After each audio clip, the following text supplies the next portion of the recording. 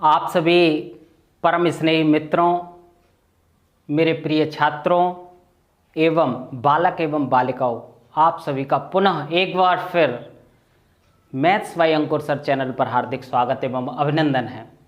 आइए, जैसा कि आप लोगों ने पार्ट 1 में अब तक जो भी अध्ययन किया, जो हमारी वार्ता आप लोगों की चल रही थी, वो चल रही थी व्याकरण के अंग। आइए वहीं से प्रारंभ हम इस बात को करते हैं कि व्याकरण के अंग कौन कौन से होते हैं। बिल्कुल सही समझ रहे हैं आप, बिल्कुल सही। यहीं से स्टार्ट करना है आपको। मैंने वहीं से पॉइंट उठाया है जहां से पिछली बार छोड़ा था, और वहीं से एक बार पुनः स्टार्टिंग, वही जोरदार तरीके से हिंदी की शुरुआत होगी आप लोगों के सामने। और मैं आपको पुनः विश्वास दिलाना चाहूंगा कि आगे आने वाली भर्ती में आपकी एक सीट पक्की सुनिश्चित 100%। लेकिन विश्वास बनाए रखिए, भरोसा जताए रखिए। अभी पहली वीडियो को देख करके जैसा आप लोगों ने अनुभव किया और आप लोगों ने जिस प्रकार से मुझे कमेंट दिए हैं, हा, मैं आह्लादित हो चुका हूं, मुझे बड़ा प्रसन्नता हुई है। आइए उसी को लेकर के आगे चलते हैं पूरे जोशो होश के साथ। तो व्याकरण के जो अंग होते हैं वो 3 होते हैं बेटा, 3 अंग होते हैं। कौन कौन से होते हैं पहले भी हम समझ चुके हैं। नंबर 1 वर्ण, नंबर 2 शब्द और नंबर 3 वाक्य। आज हम दोबारा से थोड़ा सा समझ लेते हैं कि वर्ण क्या है। वर्ण क्या है? तो वे ध्वनियां जिनको हम चिन्हों के माध्यम से जब प्रदर्शित करते हैं तो वो बेटा वर्ण कहलाती है। अब वर्ण के बारे में और हम विस्तार से जानते हैं कि बेटा जो हमारे वर्ण हैं वो क्या हैं, कितने प्रकार के होते हैं, भेद कितने होते हैं, इनके प्रश्न पूछा जा सकता है आपसे। तो आपको ध्यान रखना है, वर्ण के 2 भेद होते हैं। कितने? 2। Very good. कौन कौन से होते हैं 2 भेद? आइए उनकी बात हम थोड़ा सा कर लेते हैं। तो पहला भेद होगा हमारा स्वर और दूसरा होगा व्यंजन। बिल्कुल सही। प्रश्न समझिए परीक्षा में कैसे आता है। तो प्रश्न इस प्रकार पूछा जाएगा मेरे प्यारे विद्यार्थियों कि वर्ण कितने प्रकार का होता है, और आपको बिल्कुल भी गलती नहीं करनी है। हमारा जो आंसर होगा वो 2 प्रकार का होता है वर्ण, नंबर 1 स्वर और नंबर 2 व्यंजन। समझ रहे हैं ना आप मेरी बात को? आइए अब इसमें अंदर थोड़ा समझते हैं कि हमारा स्वर क्या होता है। स्वर क्या होता है, कितने होते हैं, इसके भेद कितने होते हैं, एक एक बात को बड़े आराम से, बड़े प्यार से और बड़े धीरे धीरे धीरे धीरे हम समझेंगे। आइए चलते हैं स्वर की तरफ। तो बेटा अगर परीक्षा में पूछा जाए कि स्वरों की संख्या कितनी होती है, तो गलती मत कर देना बेटा। जो स्वरों की संख्या होती है वो होती है हमारी 11। लेकिन अगर प्रश्न बदल जाए, देखना समझना मेरी बात को अब यहां से, अगर प्रश्न बदल जाए कि लेखन के आधार पर, काय के आधार पर? लेखन के आधार पर, लेखन के आधार पर जो हमारी स्वरों की संख्या होगी वो होगी कितनी? संख्या कितनी होगी बेटा? 13। अब आप लोग देख रहे होंगे मैंने जानबूझ के यहां एक शब्द छोड़ा है, बताइए कौन सा छोड़ा है। दोबारा से पढ़ रहा हूं इस लाइन को, लेखन के आधार पर स्वरों की संख्या। तो ये स्वर शब्द, देखिए आप लोग जब लिखते हैं हिंदी को तो कोई शब्द जैसे भूलवश रह जाता है तो आप लोग क्या करते हैं कि अपना पेन उठाते हैं और गट्टम गट यानी कि मामले को विध्वंस उड़ा देते हैं कॉपी का भी। लेकिन आगे ध्यान रखिए, अब ऐसा नहीं करना है। अब आपको हिंदी के चिन्हों का प्रयोग करना है। पहला चिन्ह हम समझते हैं। जैसे मुझे भूलवश यहां कुछ रह गया, मुझे क्या लिखना था बताइए? मुझे लिखना था कि लेखन के आधार पर स्वरों की संख्या, 2 वर्ड रह गए मेरे, स्वरों की। तो बेटा ये चिन्ह होता है हिंदी का, साफ साफ दिखा देता हूं। ये देखिए साक्षात रूप में इधर कोने पर दिखा, ये वाला, इस चिन्ह का नाम होता है त्रुटिबोधक। कौन सा चिन्ह है ये? त्रुटिबोधक चिन्ह। कौन सा चिन्ह है? त्रुटिबोधक चिन्ह। परीक्षा में पूछा जाएगा कि त्रुटिबोधक चिन्ह को पहचानिए। और तुम जो हमारे बच्चे जो हमारे चैनल के साथ जुड़े हुए हैं उनसे मैं पूरी उम्मीद करता हूं कि वो इस गलती को नहीं दोहराएंगे। वो जैसे ही देखेंगे कि पूछा गया है त्रुटिबोधक चिन्ह को पहचानिए, तुरंत इसको पहचान लेंगे। बोलो पहचान लोगे ना? यस, पहचान लेंगे। तो देखो बेटा, इस चिन्ह को यहां लगा देंगे और जो हमारा रह गया था वो यहां लिख देंगे, स्वरों की संख्या। तो कितनी होती है? 13 होती है। आइए समझते हैं कि किस प्रकार से जो हमारी स्वरों की संख्या है वो 13 कैसे होती है और हम 11 उसे किस प्रकार से मानते हैं। आइए थोड़ा सा देख लेते हैं, हम इधर देख लेते हैं। तो देखो बेटा, जो हमारे स्वर हैं वो कौन कौन से होते हैं? तो देखिए, अ, ये आ, ए, बड़ी ई, ऊ, रे, ए, ओ, औ। और ये लेखन वाले भी लिख लेते हैं, अंग और अह। ये जो विसर्ग हैं इनका उच्चारण, विसर्गों को ध्यान रखना, ये विसर्ग जो होते हैं इनका उच्चारण किया जाता है ह, यानी कि इसे हम बोलेंगे अह। ठीक है। अब प्रश्न ये उठता है, स्वरों की संख्या 11 कैसे होती है? तो बेटा, जो 11 होते हैं वो हमारे अ से प्रारंभ होते हैं और बड़े ओ तक का जो एरिया है वो 11 स्वरों का है। और लेखन के आधार पर हम इनको भी काउंट कर लेते हैं, इनको भी गिन लेते हैं। चलिए, वैसे ये जो हमारा अंग और अह है इसका नाम होता है अयोगवाह। क्या नाम है? अयोगवाह। परीक्षा में प्रश्न पूछा गया है कई बार कि अयोगवाह की संख्या बताइए। प्रश्न दोबारा से मैं रिपीट कर रहा हूं, समझना इस बात को कि अयोगवाह वर्णों की संख्या बताइए। बिल्कुल सही बता रहे हैं आप। अयोगवाह वर्णों की संख्या कितनी होती है बेटा? 2 होती है। कौन कौन से होते हैं? अंग और अह, ये हमारे अयोगवाह वर्ण होते हैं। आइए समझ लेते हैं कि इसका नाम अयोगवाह ही क्यों रखा गया। ये बात थोड़ा सा ध्यान से समझ लेना, कहीं आपको देखने के लिए नहीं मिलेगी, बहुत ध्यान से समझना। इनका नाम अयोगवाह क्यों पड़ा? तो बेटा देखो, इसे जो अयोगवाह शब्द है वो अ, योग और वाह, इन 3 शब्दों और अवर्ण की सहायता से बना हुआ है। तो बेटा, जब भी हम हिंदी में अ को अलग करते हैं इसका मतलब निकलता है न योग, यानी कि जिनका योग नहीं होता, जो योग करने में बहन नहीं होते। किस में बहन नहीं होते? जो हमारी वर्णमाला होती है ना, जिसमें स्वर होते हैं, व्यंजन होते हैं, तो जिनका जो वहन है वो व्यंजनों के साथ नहीं होता। किन वर्णों का योग व्यंजनों के साथ नहीं होता? वही होते हैं हमारे अयोगवाह, यानी कि योग का न होना। किसके साथ न होना? व्यंजनों के साथ न होना। और हाँ, एक और बात, बड़े पॉइंट की और बड़ी ही महीन बात बता रहा हूं मैं आप लोगों को, आपको सुन के आनंद आ जाएगा एक साथ। देखिए इधर, प्रश्न एक बार परीक्षा में पूछा जा चुका है, लेकिन थोड़ा सा हाई लेवल की परीक्षा की बात हो रही है, वो रिट की परीक्षा में पूछा गया प्रश्न था, लेकिन अब फिर तैयार है आने के लिए, क्योंकि बेटा भीड़ बढ़ गई है, छात्रों की संख्या बढ़ गई है, उन्हें चाहिए क्रीम मसाला एकदम चकाचक बच्चे। तो बेटा उनमें से ही आपको बनना है। तो वही वाला प्रश्न दोबारा से समझिए आप लोग, पूरा ध्यान यहां। सावधानी हट गई और दुर्घटना घट गई, सावधानी नहीं हटनी चाहिए। आइए पॉइंट पर दोबारा से आते हैं। तो देखो बेटा, ये जो हमारे अंग और अह जो हैं, ये वर्ण जो हैं हमेशा स्वरों के साथ ही प्रयोग किए जाते हैं।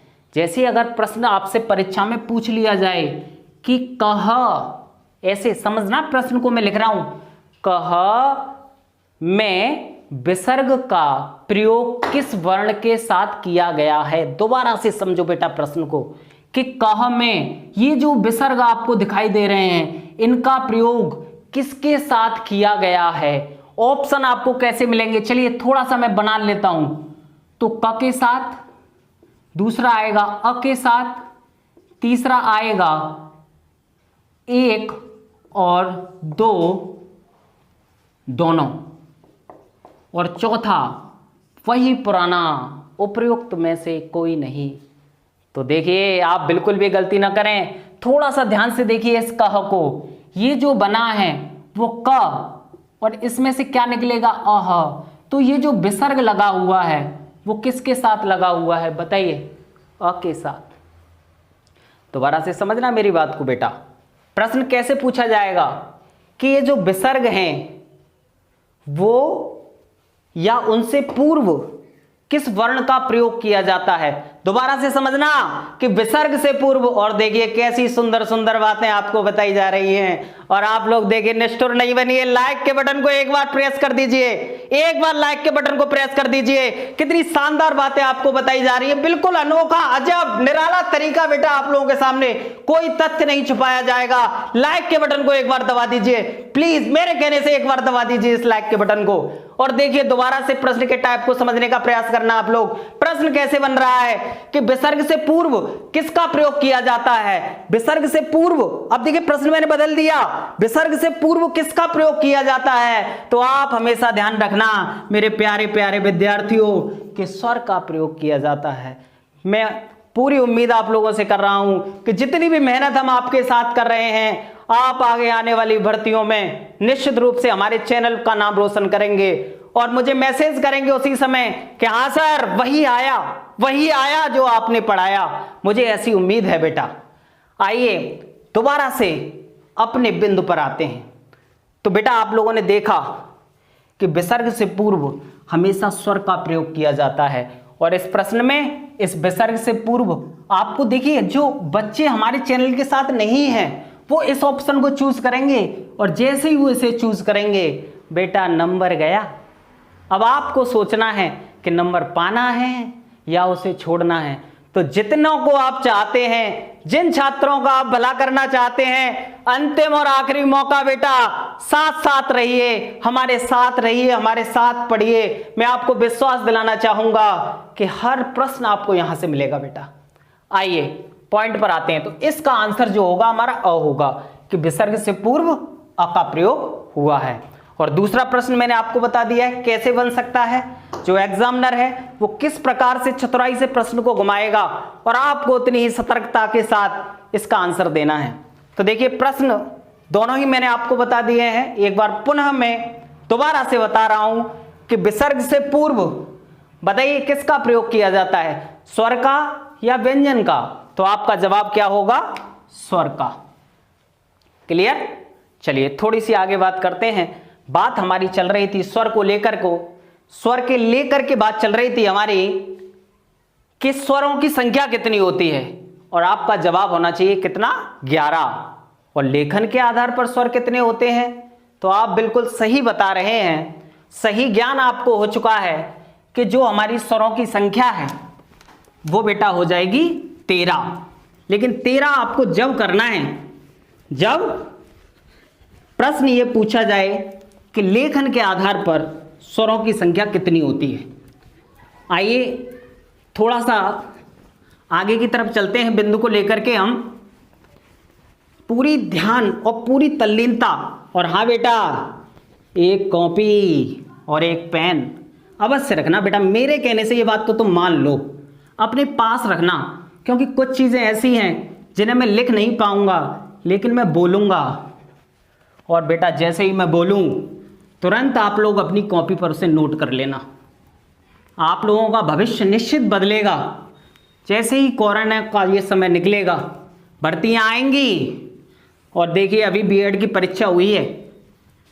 जिन छात्रों ने पढ़ाई की तो बेटा उनका तो पेपर आप समझ ही सकते हैं अच्छा हुआ होगा, लेकिन जो कोरोना कर रहे हैं उनका क्या हुआ होगा जनाबे आली, आप समझ सकते हैं।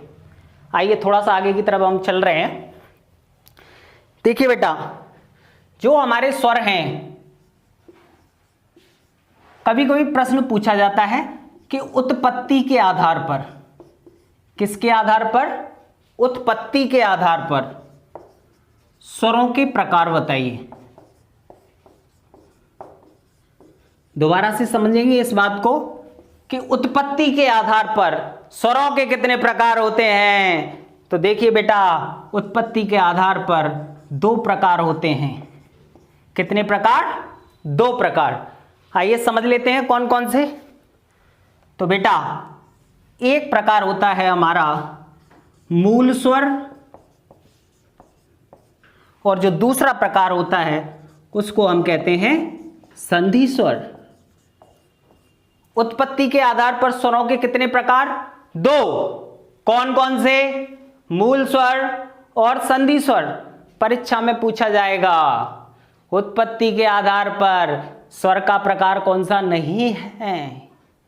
तो बेटा, जिसने ये देखा ही नहीं है कहां से बताएगा? बताइए आप लोग बिल्कुल भी गलती ना करें, जुड़े रहें चैनल के साथ और दोबारा से आप लोग समझें इस बात को कि उत्पत्ति के आधार पर जो स्वर के प्रकार होते हैं वो 2 होते हैं। पहला होता है हमारा मूल स्वर, दूसरा होता है संधि स्वर। आइए थोड़ा सा इनको समझते हैं। तो जो हमारे मूल स्वर हैं वो हैं हमारे अ, ए, उ और रे। प्रश्न पूछा जा सकता है कि मूल स्वरों की संख्या बताइए, मूल स्वरों की संख्या बताइए। जवाब आएगा 4। प्रश्न दोबारा पूछा जाएगा कि निम्न में से मूल स्वर कौन सा नहीं है। तो बेटा यही है, यही है, यही है। पहचान लो। देखो कितनी मेहनत की जा रही है आपके साथ। और देखिए अब भी लाइक नहीं दबा रहे हैं 2-4। अच्छा, नहीं चल पाएगा, ये दबाना पड़ेगा। लाइक का बटन दबाइए और दोबारा से पॉइंट पर आ जाइए। ये देखिए, निम्न में से मूल स्वर को पहचानिए। तो ये आपके बेटा मूल स्वर हैं। कौन कौन से हैं? आप लोगों के सामने हैं अ, ए, उ और रे।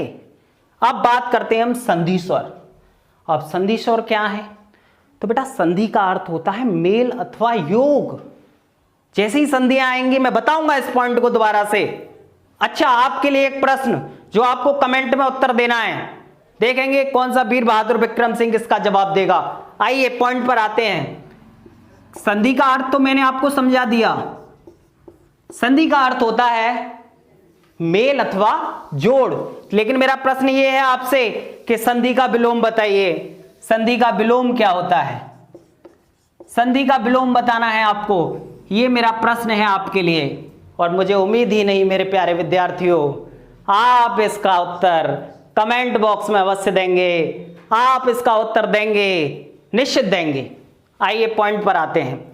अभी हमारा जो तथ्य चल रहा है वो उत्पत्ति के आधार पर स्वरों के प्रकार के अंतर्गत चल रहा है। तो उत्पत्ति के आधार पर जो हमारे स्वरों के प्रकार हैं वो है मूल स्वर और दूसरा है संधि स्वर। तो बात चल रही थी हमारी संधि स्वर को लेकर के। तो संधि यानी कि मेल अथवा जोड़, यानी कि ऐसे स्वर जो 2 स्वरों की सहायता से मिलकर के बने होंगे। आइए बात करते हैं कौन कौन से हैं। तो देखो बेटा, जब हिंदी भाषा का उद्भव हुआ था, विकास हो रहा था, तो भाषा वैज्ञानिकों ने वर्णमाला बनाई। और वर्णमाला जब बनाई उन्होंने तो सबसे पहले मूल स्वरों को खोजा। मूल स्वर जब उन्हें मिल गए तो इनकी सहायता से उन्होंने इन संधि स्वरों का निर्माण किया। आइए समझते हैं कैसे। देखो बेटा, जब अ का मेल अ से उन्होंने किया तो उन्हें एक नया स्वर मिला।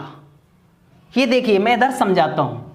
अ का मेल उन्होंने अ से किया तो उन्हें एक पहला संधि स्वर मिला जिसका नाम होता है आ। ये आ। फिर उन्होंने क्या किया कि फिर उन्होंने ई को ई से मिलाया। ये देखिए इस प्रकार ई धन ई। अच्छा, मैथ की तरह मत कर देना। अंकुर सर का चमत्कार चल रहा है, मुझे पता है। आप लोग ऐसा नहीं कर दें कि ई का मेल ई से कर दिया और यहाँ ई स्क्वायर लगा दें। ना ना ना ना ना ना, नहीं चलेगा। या अच्छा, कुछ विद्यार्थी कह रहे हैं 2e। ना, ये भी गलत। बात को समझें, हिंदी के हिसाब से बेटा हमें समझना है क्या होता है। आइए थोड़ा सा ध्यान देते हैं इधर। जब ई का मेल ई से होगा तो न ई स्क्वायर बनेगा और न 2e बनेगा। जो बनेगा वो बेटा हमारा दूसरा संधि स्वर ई बनेगा। ये आया बेटा पॉइंट निकल के ई। आइए आगे चलते हैं। इसके बाद ऊ का मेल ऊ से हुआ और हमारा फिर दोबारा से नया संधि स्वर तैयार। सही बता रहे हैं आप, और वो था बड़ा ऊ। इसके बाद री का मेल री से तो हुआ, लेकिन बड़ी री जो है वो हमारी वर्णमाला में नहीं होती है, इसीलिए वैज्ञानिकों ने इसको संधि स्वर में नहीं रखा। आप समझ रहे हैं ना मेरी बात को। थोड़ा सा आगे और चलते हैं कि बेटा यहां से भाषा वैज्ञानिकों ने संधि स्वरों का निर्माण करना प्रारंभ किया, लेकिन उन्हें अभी और संधि स्वरों की आवश्यकता थी, इसलिए उन्होंने फिर अ का मेल ई से कराया। अ का मेल ई से, देखिए ऐसे अ धन ई, और उन्होंने बना दिया ए। क्या बनाया? ए। तो देखिए ये बना आपका ए। फिर उन्होंने अ से ए की ही मुलाकात करा दी। किस प्रकार? अ धन ए, और बना हमारा ए। क्या बना? ए। तो देखिए बेटा ए, ये हमारा एक और संधि स्वर निकल के आया। इसके बाद अ को ऊ से मिलाया। कैसे? देखिए ऐसे अ धन ऊ बराबर ओ। तो एक और हमारा संधि स्वर निकला ओ। और बेटा उन्होंने अ को पुनः ओ से मिलाया, तो हमारा एक और संधि स्वर निकला जिसे हम बोलते हैं औ। क्या बोलते हैं? औ। तो मित्रों आप लोगों ने देखा कि किस प्रकार से ये संधि स्वर जो हैं हमारे समझ आए। वैज्ञानिकों ने, जो हमारे भाषा वैज्ञानिक हैं, देखिए मित्रों जो हमारी हिंदी है वो हमारी एक वैज्ञानिक भाषा है बेटा। कैसी भाषा है हिंदी? विश्व की जितनी भी भाषाएं हैं उन सभी भाषाओं में सबसे ज़्यादा वैज्ञानिक भाषा अगर कोई है तो वो है हमारी हिंदी। और बेटा कभी कभी छोटे मोटे प्रश्न आ जाते हैं कि हिंदी की लिपि बताइए, तो बेटा ये आपको ध्यान रखना है कि जो हिंदी की लिपि है वो देवनागरी है। कौन सी लिपि है मेरे बेटाओ? देवनागरी। तो बेटा बात संधि स्वरों की चल रही थी हमारी। संधि स्वरों की संख्या की बात करें तो संख्या होगी 7, और जो हमारे मूल स्वर हैं वो होंगे हमारे 4। और बेटा यहां से प्रश्न और भी बन जाते हैं, कभी कभी पूछा भी जाता है और पूछा जाएगा। क्या पूछा जाएगा वो देखिए इधर, कि ये जो ए है वो किस किस वर्ण से मिलकर के बनी है। तो आपको बिल्कुल भी गलती नहीं करनी है। ये ए जो है यहां आप देख पा रहे होंगे अ और ई के मिलने से बनी है। हालांकि ये बात मैं तुम्हें समझाऊंगा, ये बात मैं तुम्हें बताऊंगा, ये बात मैं गुण संधि में बताऊंगा आपको। गुण संधि जब आप पढ़ रहे होंगे बिल्कुल सही समझ रहे हैं कि गुण संधि जैसे ही आप पढ़ेंगे उसमें आपको मिलेगा ए ओ अर। लेकिन यहां थोड़ा थोड़ा तो समझ लीजिए बेटा, थोड़ा थोड़ा समझ लो कि ये ए जो है वो अ और ई के मेल से बनी है। एक और बात ध्यान रखिए, मैं ऐसा बिल्कुल भी नहीं कह रहा हूं कि ये इसके अलावा और किसी से नहीं बन सकती है। थोड़ी थोड़ी बात हम समझ लेते हैं। ये ए जो है बेटा वो आ और बड़ी ई के मिलने से भी बन सकती है, लेकिन इसके रहस्य का पूरी तरह जो इसका रहस्य है उसे समझने के लिए थोड़ा थोड़ा इंतजार करना पड़ेगा। जैसे ही संधि पर आएंगे ये पूरी बात हमारी क्लियर हो जाएगी। अभी बात चल रही है हमारी संधि स्वर की। तो बेटा संधि स्वर कितने होते हैं बताइए? 7। कौन कौन से होते हैं? ये होते हैं। लेकिन एक और गंभीर प्रश्न बन सकता है बेटा यहां से, बिल्कुल बन सकता है, आपको ध्यान रखना है। देखिए प्रश्न क्या बन सकता है? प्रश्न ये बन सकता है कि ये बताइए कि ये जो हमारे संधि स्वर हैं, ठीक है, समझना आप बात को, कि ये जो हमारे संधि स्वर हैं इनमें से दीर्घ स्वर कौन सा है? अब आप कहेंगे यार सर कौन सा ऊटपटांग सवाल पूछ रहे हैं ये? तो देखिए बेटा ऊटपटांग नहीं है, प्रश्न का लेवल जब आप होता है तो समझ में नहीं आती हैं चीजें, आपको समझना है। देखिए प्रश्न कैसे बन सकता है? दीर्घ स्वर को पहचानिए, को पहचानिए। प्रश्न समझना, अगर ये प्रश्न परीक्षा में बनता है कि निम्न में से दीर्घ स्वर को पहचानिए, तो ऑप्शन आपके सामने कैसे आएंगे वो देखिए बेटा। ये आया ए, दूसरा ऑप्शन आया आपके सामने ई, तीसरा ऑप्शन आपके सामने आया ओ, और चौथा ऑप्शन आया बेटा ओ। प्रश्न क्या है कि दीर्घ स्वर को पहचानिए। अब बेटा बहुत से विद्यार्थी यहां थोड़ा कंफ्यूजन में आ जाते हैं कि दीर्घ तो सभी हैं, ये तो सभी दीर्घ हैं, लेकिन अब प्रश्न तो आ गया, अब क्या करें। तो बेटा थोड़ा सा हमें दिमाग लगाना है और इसका उत्तर आपको पता पड़ जाएगा। तो देखो बेटा, ये संधि स्वर जो है ना, ये वाले जो हैं, ये दो अलग अलग वर्णों से मिलकर के बनते हैं, तो इनको हम कहते हैं संयुक्त स्वर। कौन से स्वर? संयुक्त स्वर। प्रश्न पूछा जा सकता है संयुक्त स्वरों की संख्या बताइए, और जो हमारे चैनल के साथ हैं गलती नहीं करेंगे, वो बताएंगे कि संयुक्त स्वरों की संख्या कितनी होती है? 4। अब इधर देखिए, प्रश्न क्या था कि दीर्घ स्वर को पहचानिए।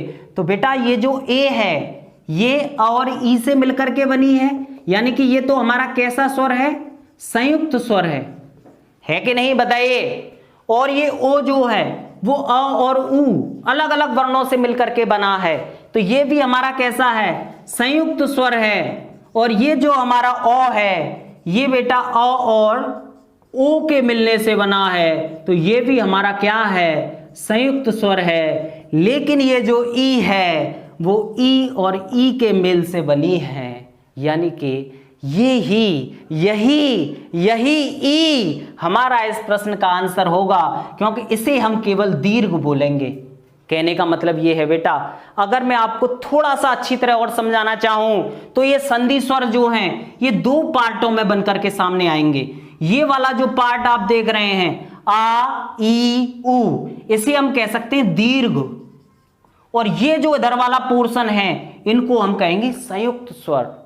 प्रश्न को ध्यान से समझना है, गलती बिल्कुल भी नहीं करनी है, और विशेष तौर से जो हमारे साथ जुड़े हुए हैं बेटा उनको देखिए, दोबारा से समझिए। एक और प्रश्न मैं आप लोगों के समझ चला रहा हूं, थोड़ा सा ध्यान देंगे आप सभी।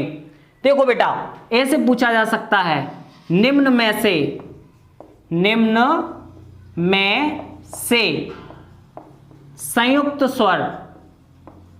संयुक्त स्वर कौन सा नहीं है? ठीक है, ये प्रश्न बना। ऑप्शन ले लेते हैं इसके। ऑप्शन देखिए क्या क्या आएंगे। ए, ओ, आ और ओ। प्रश्न क्या पूछा गया है? प्रश्न को समझना है बेटा। जो अच्छे विद्यार्थी होते हैं बेटा, वो प्रश्न को बड़े ध्यान से पढ़ते हैं, और साथ साथ जो ऑप्शन भी होते हैं अंतिम ऑप्शन तक पढ़ना है। जीवन का अनमोल मौका इस बार छूट न जाए बेटा आप लोगों के हाथ से। जैसे ही कोरोना का कहर खत्म होता है, भर्तियां आएंगी मेरे बेटाओ, और तुम्हें मौका नहीं चूकना है। पहले ही भर्ती में मोर्चा मार दो इस बार। हमारे साथ जुड़े रहिए। देखिए दोबारा से, निम्न में से संयुक्त स्वर कौन सा नहीं है? तो बेटा देखो, आप लोगों ने देखा संयुक्त स्वर कौन कौन से, बताओ कौन कौन से हैं? तो ये 4 हैं, ए, ओ और ओ। लेकिन ये हमारा जो है वो संयुक्त स्वर नहीं है। क्यों नहीं है? क्योंकि ये अलग अलग वर्णों के मेल से नहीं बना है, ये सजातीय वर्णों के मेल से बना है। अ और अ के मेल से बना क्या? आ। तो इसीलिए इस प्रश्न का जवाब हो जाएगा हमारा आ, क्योंकि ये हमारे क्या हैं? संयुक्त स्वर हैं, और ये हमारा संयुक्त स्वर नहीं है। मुझे पूरा विश्वास है कि आप इस बात को अच्छी तरह समझ चुके हैं। गलती नहीं होनी चाहिए बेटा। देखो जो मेहनत हो रही है। अच्छा देखिए, लाइक का बटन देखिए, अब भी कुछ ऐसे हैं वीडियो को देखते जा रहे हैं लेकिन लाइक को टच नहीं कर रहे हैं। बेटा इतना निष्ठुर मत बनिए, दबाइए उस बटन को। हमारे अंदर जोश आता है, एक ऊर्जा आती है, काम करने का मन करता है बेटा आपके लिए। सोचिए हमारे पास कितना काम होगा, कितने व्यस्तम क्षणों में से आपके लिए हम जो समय निकाल पा रहे हैं। तो बेटा आपका भी कुछ उत्तरदायित्व तो बनता है कि नहीं? लाइक करिए, कमेंट करिए, और हो सके तो बेटा इसे शेयर भी करिए। जो विद्यार्थी बेचारे इस कोरोना समय में घर पर परेशान हैं, उन्हें यह सेवा घर पर ही मिले। तो आप लोग दोबारा हम बिंदु पर आते हैं आप लोगों को लेकर के, गलती नहीं होनी चाहिए। जितनी भी बातें मैं आप लोगों को बता रहा हूं बेटा, कॉपी पेन लेकर के आप अवश्य बैठिए और इसे नोट करते चलिए। तो हमने देखा जो संधि स्वर हैं उनको हमने अपने अनुसार 2 भागों में बांट लिया, कि एक तो हो गए हमारे दीर्घ और ये हो गए हमारे संयुक्त स्वर। प्रश्न कैसे बनेंगे वो भी मैंने आप लोगों को बता दिया है, और मुझे पूरी उम्मीद है कि आप बेटा बिल्कुल भी गलती इसमें नहीं करेंगे। आइए थोड़ा सा आगे की तरफ हम और चलते हैं, जिसमें हम देखेंगे कि स्वरों का वर्गीकरण और कैसे कैसे हो सकता है। तो थोड़ा सा आप लोग जागरूक हो जाइए, और हो सके तो बेटा जब ये आप लोग हिंदी की क्लास देख रहे हो तो नोट्स बनाइए बेटा, और हर दिन प्रतिदिन शुरुआत से इन्हें पढ़ना प्रारंभ कीजिए, जिससे चीज़ें आपके माइंड में पूरी तरह क्लियर हो जाएं। और यदि कोई बात आपको समझ में नहीं आती है तो आपके पास टेलीग्राम का लिंक है, आप वहाँ पर हमें सूचना दे सकते हैं या कमेंट कर सकते हैं। मैं बेटा पूरी कोशिश करूँगा कि आपकी एक एक समस्या दूर की जाए। और हाँ बेटा देखिए, एसआई का नोटिफिकेशन आने वाला है, 40 प्रश्न आएंगे उसमें आपके हिंदी के, और यदि आप मेरे साथ जुड़े हुए हैं तो हो सकता है आपको अतिशयोक्ति लगे, लेकिन ऐसा नहीं है। मैं आपको विश्वास दिलाना चाहूँगा कि इन 40 में से आपको 40 ही नंबर मिलेंगे। बिल्कुल कन्फर्म है ये बात। गलती अगर होगी तो वो आपके माध्यम से होगी। जो बच्चे नोट्स नहीं बना रहे होंगे वो बाद में पछताएंगे, कहेंगे अब पछताए का होत, जब चिड़िया चुग गई खेत। पछताना नहीं पड़े, इसलिए नोट्स बनाइए बेटा। और देखिए कांस्टेबल वाले जो भी विद्यार्थी हैं 37 नंबर का आता है उनका, और बेटा हमारे माध्यम से पढ़ेंगे तो एक भी नंबर नहीं घटेगा। और बेटा जितने भी कंपटीशन वाले एग्जाम होते हैं, और जैसे मैथ आप कर रहे हैं तो उसमें थोड़ा सा कैलकुलेशन आपको करनी पड़ेगी, रीजनिंग कर रहे हैं आपको दिमाग लगाना पड़ेगा, लेकिन हिंदी का पेपर कुछ ही मिनटों में आप सॉल्व कर पा रहे होंगे। देखते ही माइंड के अंदर आती है और चमत्कारी ढंग से आपको पूरे नंबर दिलाती है। तो बेटा समझिए बात की गंभीरता को। आइए थोड़ा सा आगे की तरफ और चल रहे हैं हम। और भी जितनी भी परीक्षाएं हिंदी की, उन सब में यही चीजें आएंगी बेटा, आप अच्छी तरह समझिए। जीडी वाले विद्यार्थी हैं 25 नंबर का आता है, पूरा का पूरा हूबहू आपको पेपर में यही तथ्य देखने के लिए मिलेंगे। और जो बच्चे हमारे साथ हैं वो चिंता बिल्कुल भी न करें। आइए समझते हैं। प्रश्न ऐसे आ सकता है कि मात्रा या उच्चारण के आधार पर स्वरों के प्रकार बताइए। स्वरों के प्रकार या भेद पूछा जा सकता है बेटा आपसे। तो देखिए बेटा, मात्रा या उच्चारण के आधार पर जो स्वरों के प्रकार होते हैं वो होते हैं हमारे 3। कितने प्रकार होते हैं बेटा? 3 प्रकार। कौन कौन से देख लेते हैं। पहला प्रकार होता है हमारा ह्रस्व, दूसरा होता है दीर्घ, और तीसरा होता है बेटा प्लुत। ये मैं जो प्रकार आपको बता रहा हूं ये मात्रा या उच्चारण के आधार पर स्वरों के प्रकार हैं। कौन कौन से हैं? ह्रस्व, दीर्घ, प्लुत। परीक्षा में पूछा जाएगा और पूछा जाना ही चाहिए बेटा। प्रश्न कैसे आएगा कि निम्न में से उच्चारण के आधार पर स्वरों का प्रकार कौन सा नहीं है? और मुझे भरोसा है कि आप गलती नहीं करेंगे। ऑप्शन में ये तीनों ही ऑप्शन आपके सामने होंगे और आपको समझ जाना है कि ये सभी हमारे स्वरों के प्रकार हैं। तो आपको चौथे ऑप्शन पर पहुंच जाना है बेटा कि उपयुक्त सभी। बिल्कुल सही समझ रहे हैं आप। ये जो प्रकार हैं यही है हमारे स्वरों के प्रकार, लेकिन किसके आधार पर? मात्रा या उच्चारण के आधार पर। आइए थोड़ा सा बिंदु को और आगे की तरफ हम बढ़ाते हैं कि जो हमारे ह्रस्व स्वर हैं वो कौन कौन से हैं। तो देखो बेटा, अ, ए, उ और रे, ये हमारे ह्रस्व स्वर हैं। परीक्षा में कभी कभी इनको मूल स्वर के नाम से भी पूछ लिया जाता है कि मूल स्वर बताइए। तो आपको ध्यान रखना है यही है। संख्या कितनी है? तो वही है, कितनी? 4। ठीक है। या आप लोगों से ऐसे भी पूछा जा सकता है कि निम्न में से एक मात्रिक स्वर कौन सा है? तो आपको ध्यान रखना है कि इनको ही हम एक मात्रिक स्वर कहते हैं। क्या कहते हैं बेटा? एक मात्रिक स्वर। पूछा जाएगा कि एक मात्रिक स्वर को पहचानिए, तो आपको ये ह्रस्व स्वर को ही पहचान लेना है। एक और बात पूछी जा सकती है कि निम्न में से लघु स्वर को पहचानिए। तो लघु का मतलब होता है बेटा छोटा, और ह्रस्व का भी मतलब क्या होता है? छोटा। यानी कि जिन वर्णों के उच्चारण में बहुत कम समय लगता है। अ, ए कितना समय लग रहा है बताइए आप? तो जिन वर्णों के उच्चारण में बहुत कम समय लगता है उन्हीं को हम ह्रस्व स्वर कहते हैं। क्या आप मेरी बात समझ रहे हैं? मुझे पूरा विश्वास है कि आप लिख भी रहे हैं। लिखना जरूर बेटा। आइए थोड़ा सा आगे और चलते हैं। अब समझते हैं हम दीर्घ को। तो जैसा कि अभी हमने उत्पत्ति के आधार पर देखा था कि जो हमारे संधि स्वर थे उनको ही बेटा दीर्घ स्वर बोला जाता है। संधि स्वरों की संख्या कितनी थी? बताइए बताइए, देखिए देखिए, कितनी थी? 7। बिल्कुल सही। तो वही हमारे होते हैं दीर्घ स्वर। आइए मैं पुनः लिख देता हूं उन्हें एक बार।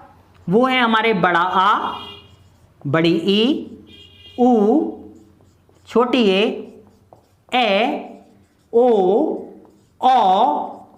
यही है हमारे बेटा कौन से स्वर? दीर्घ स्वर। अब बेटा थोड़ा सा आगे और समझते हैं हम, ये प्लुत क्या है? प्लुत क्या होता है? प्रश्न समझना बेटा। यहां से जो यहां से बताया जाएगा ऐसा बेटा आपको कहीं नहीं देखने के लिए मिलेगा। इसलिए बेटा नोट्स बनाते हुए चलना और बात को समझना। समझ में नहीं आए कमेंट करना। हमारे टेलीग्राम चैनल पर आप लोग अपनी समस्या को भेज सकते हैं और बेटा आपका समाधान वहां से मैं पूरा प्रयास करूंगा कि आपका समाधान हो। आइए बिंदु पर आते हैं दोबारा से। देखिए बेटा पूछा जाएगा कि निम्न में से दीर्घ कौन सा नहीं है? तो आपको ध्यान रखना है ये हमारे दीर्घ हैं। संख्या पूछी जाएगी, आप बता देंगे कितनी होती है? 7 होती है। ह्रस्व कौन कौन से हैं? ये हैं। आइए दीर्घ स्वरों के और नामों के बारे में जानते हैं कि दीर्घ स्वर किसे कहते हैं। तो बेटा देखिए, जिन स्वरों के उच्चारण में ह्रस्व स्वर की अपेक्षा दूना समय लगता है। कितना समय लगता है? दूना समय लगता है। किसकी तुलना में? ह्रस्व की में। पूछा जाएगा प्रश्न, रह जाओगे तुम लोग। एक भी नहीं बचना चाहिए प्रश्न, बिल्कुल नहीं बचना चाहिए। पूरा ध्यान देंगे आप सभी। इधर देखिए, इधर दीर्घ क्या होता है? तो जिन स्वरों के उच्चारण में ह्रस्व की तुलना में दुगना समय लगता है वही होता है बेटा हमारा कौन सा स्वर? दीर्घ स्वर। पूछा जाएगा परीक्षा में कि दीर्घ स्वरों के उच्चारण में किससे दूना समय लगता है। बात को समझना है बेटा हमें। एक भी नंबर का प्रश्न नहीं छूटना चाहिए और वो जवाब होगा ह्रस्व। प्रश्न दोबारा समझिए, किन स्वरों से जो दीर्घ स्वर हैं हमारे उनके उच्चारण में किसकी तुलना में दूना समय लगता है? तो हम बता देंगे ह्रस्व स्वरों की तुलना में दुगना समय लगता है। समझ में आ रही है ना आप लोगों के बात? ठीक है, आगे आते हैं। अब देखिए यहां से प्रश्न बनता है आपका प्लुत। प्लुत क्या होता है? तो बेटा जिन स्वरों के उच्चारण में ह्रस्व स्वरों की तुलना में 3 गुना ज्यादा समय लगता है। कितने गुना ज्यादा? कितने गुना ज्यादा? 3 गुना ज्यादा समय लगता है। तो वो स्वर बेटा कहलाते हैं हमारे प्लुत। समझ में आ रही होगी आपके बात? तो बेटा मैं आपको ये बात और बता रहा था कि ये दीर्घ स्वर होते हैं, इनके दूसरे नाम क्या क्या होते हैं। तो आइए थोड़ा सा समझ लेते हैं हम दीर्घ स्वरों के अन्य नाम। दीर्घ स्वरों के अन्य नाम। तो बेटा आप लोग बड़े ध्यान से देख रहे होंगे, बिल्कुल ऐसे ही देखना है और हटना नहीं है बेटा पीछे। मेरी बात चल रही थी वो चल रही थी दीर्घ स्वरों के अन्य नाम। हाँ हो सकता है बेटा कि एग्जामिनर जो है अन्य नाम से आपको घुमा दे, क्योंकि हमने तो केवल दीर्घ ही पढ़ा और उसने कह दिया द्विमात्रिक। द्विमात्रिक वर्ण को पहचानिए। क्या करोगे बेटा तुम? तो बेटा चिंता ना करें, हमारे साथ हैं आप, चैनल के साथ जुड़े रहिए, बिल्कुल जुड़े रहना है आपको। और मैं बताता हूं दीर्घ स्वरों के अन्य नाम, चाहे बेटा वो कहे द्विमात्रिक को पहचानिए। किसको पहचानिए? द्विमात्रिक। या वो कहेगा कि गुरु वर्ण को पहचानिए। ध्यान रखें इस बात को, गुरु वर्ण भी वो कह सकता है। और इसका प्रयोग हम करेंगे बेटा छंदों में। थोड़ा सा सब्र रखना पड़ेगा, धैर्य रखना पड़ेगा। कुछ बच्चे अवश्य चाह रहे होंगे कि हमारी क्लास अलंकारों की चल जाए, छंदों की चल जाए, संधियों की चल जाए। सबकी चलेगी, सबकी चलेगी, सबकी चलेगी। धैर्य रखिए बेटा। बुजुर्गों ने कहा है कि धैर्य का फल मीठा होता है, सब्र का फल मीठा होता है। बोलिए कहा है कि नहीं? तो बुजुर्ग जो कहते हैं वो गलत नहीं है, सब कुछ मिलेगा तुमको बेटा, धैर्य रखिए। आइए पॉइंट पर आते हैं कि दीर्घ स्वरों के अन्य नाम बताइए। तो बेटा पहला नाम है द्विमात्रिक, दूसरा नाम क्या है? गुरु। समझ रहे हैं ना आप लोग? और बेटा यह भी पूछा जा सकता है आपसे कि बेटा कि वो वर्ण बताइए, उन वर्णों को हम क्या कहते हैं जिनके उच्चारण में ह्रस्व से दुगना समय लगता है। तो वो भी बेटा क्या कहलाते हैं? हमारे दीर्घ स्वर। यानी कि हम कह सकते हैं ह्रस्व से दुगना समय। कितना समय? दुगना समय लगने वाले वर्णों को हम क्या कहते हैं? दीर्घ स्वर कहते हैं। बात समझ रहे हैं कि नहीं समझ रहे आप लोग? मेरे विचार से आप पूरी तरह समझ रहे होंगे। आइए थोड़ा सा आगे समझते हैं, थोड़ा सा ध्यान से समझते हैं हम अपनी आगे वाली बात को। चलिए, कोई दिक्कत आ रही है क्या?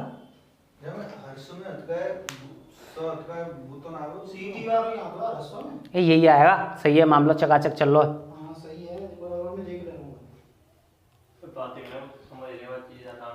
ठीक है, आगे चलते हैं हम थोड़ा सा। तो तो प्यारे बच्चों, आप लोगों ने देखा कि दीर्घ स्वरों के जो अन्य नाम हैं वो क्या हो सकते हैं? द्विमात्रिक, या हम कह सकते हैं गुरु, या ह्रस्व से दुगना समय किन वर्णों के उच्चारण में लगता है? तो जवाब आएगा आपका कि दीर्घ स्वरों के उच्चारण में लगता है। आपसे प्रश्न पूछा जा सकता है और बेटा आप लोग सभी प्रश्नों के आंसर देंगे, बिल्कुल ध्यान रखना है आपको। आइए समझते हैं कि प्लुत। अब देखिए मोस्ट इंपॉर्टेंट प्रश्न, बड़े हाई लेवल की बात बता रहा हूं और शायद ही आपने सुना होगा, पूछा जा सकता है कि प्लुत स्वरों की संख्या कितनी हो सकती है। हाँ बेटा, प्रश्न यही है कि प्लुत स्वरों की संख्या कितनी होती है। और बेटा आपको बता देनी है कितनी होती है? 8 होती है। कितनी होती है? 8 होती है। अच्छी किताबों में नहीं मिलेगा ये मटेरियल, नहीं मिलेगा ये मटेरियल अच्छी किताबों में, बिल्कुल। लेकिन आप मेरे चैनल के साथ हैं बेटा, और आपको हम पर भरोसा है, तो आपके भरोसे को हम टूटने नहीं देंगे बेटा। आपको नोट्स बनाने हैं और सफलता का दरवाजा आप खटखटाने के लिए बिल्कुल तैयार हैं। लेकिन देखिए आप लोग लाइक नहीं कर पा रहे हैं, व्यू इतने और लाइक इतने। बेटा थोड़ा सा तो समझिए इस बात को। आइए फिर दोबारा हम बिंदु पर आते हैं, थोड़ा सा समझना। प्रश्न आएगा प्लुत की संख्या बताइए, और संख्या कितनी होती है? कितनी होती है? 8 होती है। आइए एक और महत्वपूर्ण तथ्य आपको बता दे रहा हूं, और ये तथ्य जैसे ही आप लोग सुनेंगे धड़ाधड़ लगा दीजिए लाइक पर बेटा, दिखा दीजिए, मुझे भी लगना चाहिए मेरी मेहनत जो है आप लोगों तक पहुंच रही है। लगा दीजिए लाइक की झड़ी बेटा, और मैं अगली वीडियो जब लेकर आऊं तो मैं समझ जाऊं कि हाँ यही है वो विद्यार्थी जिनके लिए मैं मेहनत कर रहा हूं। आइए पॉइंट पर आते हैं। प्रश्न ये बनेगा कि प्लुत स्वरों से पूर्व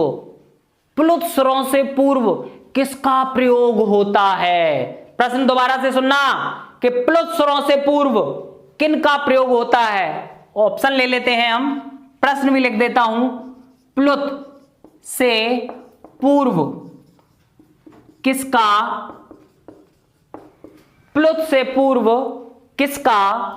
प्रयोग होता है? ऑप्शन है स्वर का, नंबर 2 दीर्घ का, नंबर 3 1 और 2 दोनों, और अंतिम ऑप्शन वही पुराना, उपर्युक्त में से कोई नहीं। तो बेटा आपको ध्यान रखना है कि बेटा प्लुत स्वर से पूर्व हमेशा किसका प्रयोग किया जाता है? दीर्घ स्वरों का प्रयोग किया जाता है। किसका प्रयोग किया जाता है? दीर्घ स्वरों का प्रयोग किया जाता है। आइए थोड़ी सी बात हम और कर लेते हैं। कभी आपसे पूछा जा सकता है कि प्लुत स्वर का उदाहरण निम्न में से कौन सा है? तो देखिए बेटा, जो प्लुत है वो इस प्रकार से आपको देखने के लिए मिल जाएगा। ये जो ओम शब्द आप लोग देख पा रहे हैं, मोस्ट इंपॉर्टेंट शब्द है ये ओम। ये ओम शब्द जो है, इसमें ये जो 3 का सा अक्षर आप लोग दिख रहे हैं, हिंदी में जो हमारी हिंदी की गिनती होती है उसमें 3 को ऐसे ही लिखते हैं बेटा। तो इससे पूर्व आप देख रहे होंगे कि ओ आ रहा है कि नहीं आ रहा? तो थोड़ा सा ध्यान और देंगे। ये जो ओम है, इसमें ये जो आप देख पा रहे हैं, यही बेटा हमारा प्लुत है। इसका काम क्या होता है कि बेटा प्लुत जो है, प्लुत वर्ण के पूर्व में, पूर्व का मतलब होता है पहले, इस प्लुत के पहले जो भी वर्ण आता है ये उसके उच्चारण को 3 गुना बढ़ा कर देता है। कितने गुना बढ़ा कर देता है? 3 गुना बढ़ा कर देता है। यानी कि जब पंडित जी ओम का उच्चारण करते हैं तो बेटा ऐसा लगता है कि वो इस दुनिया में रहेंगे या नहीं रहेंगे। वो इस प्रकार बोलते हैं ओम। तो आप समझ पा रहे हैं, जो ओ को इतना लंबा बोला गया उसका मुख्य कारण होता है इस प्लुत का प्रयोग। क्योंकि बेटा ये जो प्लुत होता है ये अपने पूर्व वाले वर्ण को 3 गुना बढ़ा कर देता है। तो आप मेरी बात को समझ पा रहे होंगे। परीक्षा में प्रश्न कैसे आएगा? प्लुत के उदाहरण को पहचानिए। तो बेटा इसे आपको पहचान लेना है। और एक और इंपॉर्टेंट बात, अभी पूर्व की परीक्षा यूपी टेट में पूछा गया प्रश्न है। यदि आप लोगों का अड़ोसी पड़ोसी यदि कोई भाई बंधु हो तो आप पूछ सकते हैं उनसे कि प्रश्न आया था कि प्लुत के उदाहरण को पहचानिए। और बेटा जिन विद्यार्थियों ने इसे टिक कर दिया उनको नंबर मिल गया बेटा। और समझिए, प्रश्न को थोड़ा सा और घुमा सकता है वो।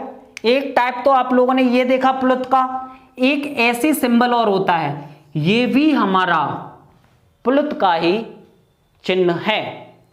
गायक कलाकार लोग इसका प्रयोग सर्वाधिक करते हैं। समझ पा रहे हैं आप मेरी बात को? बिल्कुल समझ रहे होंगे। तो आप लोगों ने देखा कि स्वरों के प्रकार या भेद।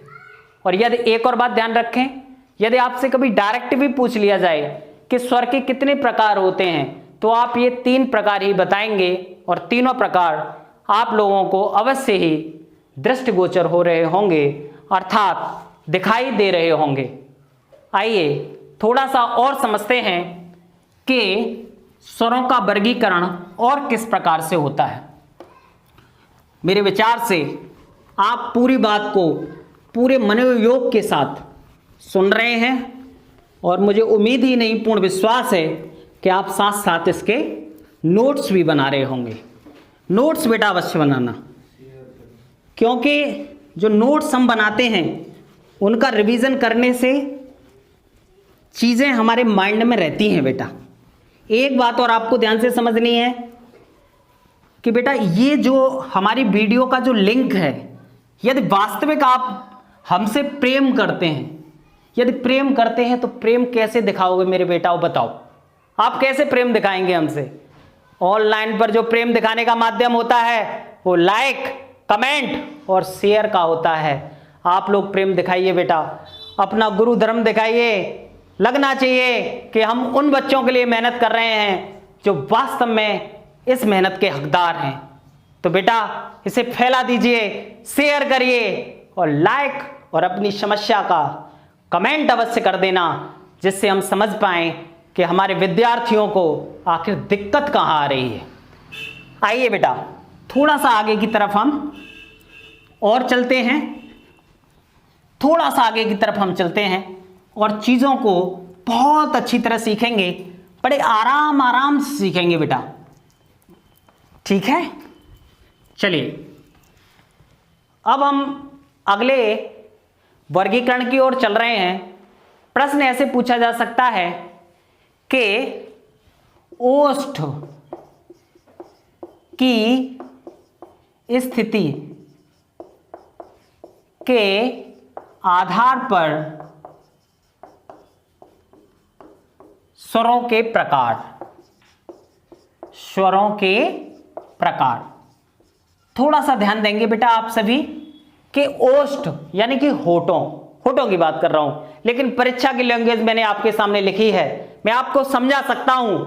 परीक्षा में ऐसे लिखा जाएगा कि ओष्ठ के आधार पर स्वरों का वर्गीकरण बताइए, तो बेटा आपको बिल्कुल भी विचलित नहीं करना है। अपने इस मन को कंट्रोल में रखिए, चैनल के साथ जुड़े रखिए, लाइक अवश्य दबा दीजिए बेटा, और दोबारा बिंदु पर आ जाइए। देखिए इधर ओष्ठ की स्थिति के आधार पर स्वरों का वर्गीकरण, तो बेटा ये दो प्रकार का होता है। ओष्ठ की स्थिति के आधार पर स्वरों का जो वर्गीकरण है, स्वरों के जो प्रकार हैं वो कितने होते हैं? दो। कौन कौन से होते हैं आइए बात कर लेते हैं। तो पहला होता है बेटा व्रतमुखी। क्या होता है? व्रतमुखी। और दूसरा होता है अव्रतमुखी। दो प्रकार मैंने कौन कौन से बताए? एक होता है व्रतमुखी और एक होता है हमारा अव्रतमुखी। समझ पा रहे हैं ना आप लोग मेरी बात? अच्छा बताइए, स्वरों की संख्या मैंने कितनी बताई थी आपको? कितनी बताई थी? 11। ठीक है। अब इस 11 में से बेटा कुछ हमारे व्रतमुखी होंगे और कुछ होंगे अव्रतमुखी। अभी थोड़ी देर पहले मैंने आपको अयोगवाह बताया था, अयोगवाह का अर्थ बताया था। उसमें मैंने आपको अ का मतलब क्या बताया था? बताइए बताइए क्या बताया था? बिल्कुल ठीक, इस अ का मतलब होता है न। क्या मतलब होता है? न। यानी कि ऐसे स्वर जो व्रत न बनाएंगे, यानी कि जैसे ही हम उनका उच्चारण करेंगे वो व्रत नहीं बनाएंगे। और जब व्रत नहीं बनाएं तो समझ लो वही हमारे क्या हैं? अव्रतमुखी। तो चलिए देखते हैं। तो देखो बेटा हमने बोला अ, तो देखिए अ बोलने में हमारे होठ जो हैं, मैं थोड़ा सा नजदीक आ जाता हूं।